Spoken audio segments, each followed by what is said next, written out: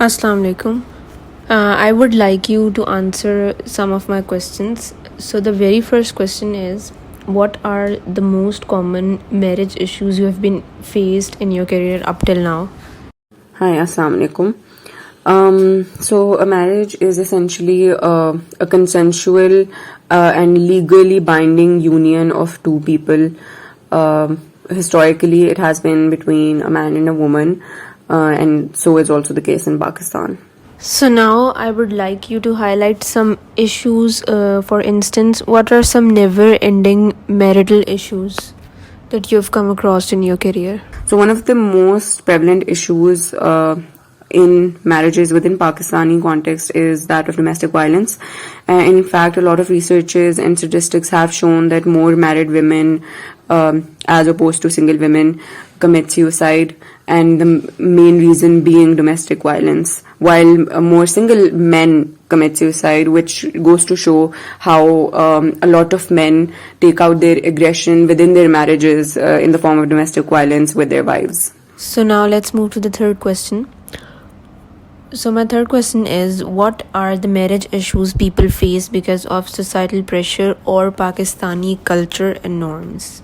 Marital issues are absolutely worth talking about, and I'd say I'd go as far to say that it is one of the most taboo topics in our society. Because once you get married, there's this norm that there's no way out of it. You just have to deal with the problems, and marital issues are very normal.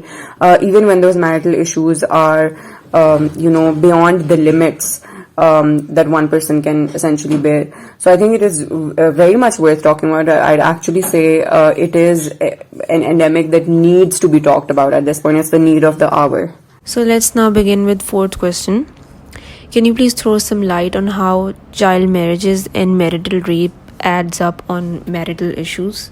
I think one of the most common marital issues that we come across in Pakistani couples, other than, of course, domestic violence, is also being stuck in a marriage where the two parties did not want to be in, especially from the women's side, because women are often forced to get into arranged marriages where they do not want to be. And one of the less talked about but also very prevalent issue is that of a lot of women end up getting married to men that they did not know previously. Of course, in arranged marriages, that's how it happens. And later they have found out that the man is, the person, their husband, is essentially homosexual. And does not engage in any sort of affection towards her. And that is, this is a huge problem, because he is also forced, and then they have to kind of put up a show of being happily married, because it's a taboo to talk about homosexuality in our society as well. So instead of kind of dealing with that, or instead of accepting that, they just kind of the families force them to form a union which would meet the expectations of society of how a family should be. So that is also one of the things that the culture imposes on people, young people, in terms of marriage, forced marriages which are usually unhappy. A lot of people are in very unhappy marriages, extremely toxic marriages, which essentially affect their mental health, affect their entire psyche, but they have to stay in those marriages because divorce is so unthinkable in our society. So all of these factors, these cultural norms and these stigmas essentially end up making people miserable and stay in miserable marriages. So in terms of child marriages or marital rape, some of the most common psychological problems that we come across here are that of depression, anxiety, and even in a lot of cases self-harm. And as I also mentioned before, the highest rate of suicide that we've seen in married women is because of domestic violence. So it goes as far as suicide. Women in Pakistan essentially even kind of their situation is so miserable that death is better to them than the life that they're living with that man or within that marriage, essentially. And if you just search up a little bit, there's this institution in Karachi which is filled with women like that who have not been treated. It is a place, it's actually called a place of it's like a hell for women, where all of these women, they were left untreated because of their terrible marriages and domestic violence, and because of their psychological problems, they're just kept in cages like animals. So yeah, it is something terrible that is happening in our country, where women suffer psychological problems, and instead of given proper treatment, instead of given therapy and medication that they need, they are just treated like animals who have been possessed or who have gone crazy. So yeah, depression and anxiety is one of the leading things, followed by self-harm and suicide. So, my final and last question is, what are some mental problems faced by the women of our society when it comes to marital rape or issues such as child marriage?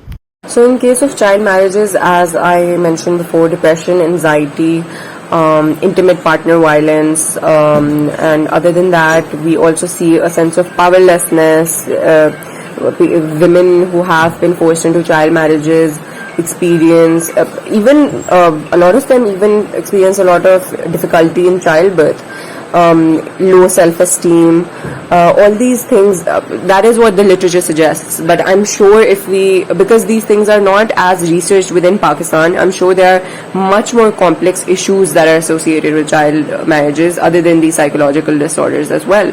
All these contributory factors, coupled with really terrible treatment from partners and in-laws, is essentially causing extreme emotional distress in people with child marriages, especially women with child marriages, which is the prevalent case in Pakistan. For marital rape, one of the most reported psychological disorders is that of post-traumatic stress disorder.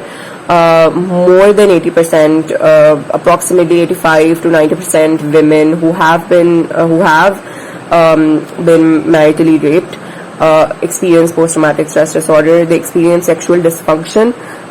They have an inability to form intimate relationships with their partners. Of course, after the incidents of marital rape, they feel powerlessness, low self-esteem, body dysmorphia, and things like that. But the most challenging part of it is post-traumatic stress disorder, and especially the repeated exposure to such a crime, the repeated exposure to marital rape essentially causes them to stay in a state of post-traumatic stress. So there's essentially no post in that traumatic stress disorder. It has become traumatic stress disorder for many women who are stuck in those marriages and are repeatedly raped by their husbands. So yeah. First of all, I think it is very important to shed light on the legality of that matter. So in Pakistan, the minimum age for marriage was brought up very recently to 18, right? And in some areas, it's still just a law and it's not really implemented. A lot of, especially in Balochistan and Sindh, children are gotten married, especially female kids are gotten married as young as 8 years old, as young as 6 years old. So that is very important. We cannot expect a child to be married and not have marital issues later in life. Even if they're too young to understand those things at that time, later it will eventually end up in marriage issues, right? Because they're just a child. Secondly, it is very important to educate men on the idea of marital rape. Because most people do not believe, even women for that matter, do not believe that marital rape is rape. Most people don't classify marital rape as rape because people believe, the general population believes that once you've signed those papers and you're married to a person, then all sexual intimacy is consensual after that point onwards, which is not true. And it is important to dissect the religious beliefs regarding these and educate people on them to establish that it is not a religious thing, especially, and how, even if it is, how that impacts the partner psychologically. So that is one thing.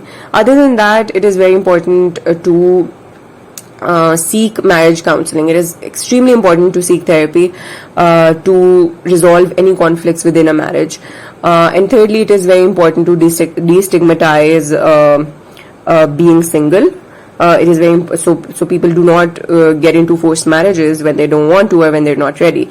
And it is also very important to destigmatize divorce, because some marital issues are just beyond being repaired, especially when they're abusive, especially when they're physically abusive, and when they're impacting the children as well. So it is very important to also destigmatize divorce. And that is essentially, I think, how we can solve this problem of marital issues. Thank you so much for your time and the interview you gave us. Hopefully, this issue will get resolved soon and there's a change in society.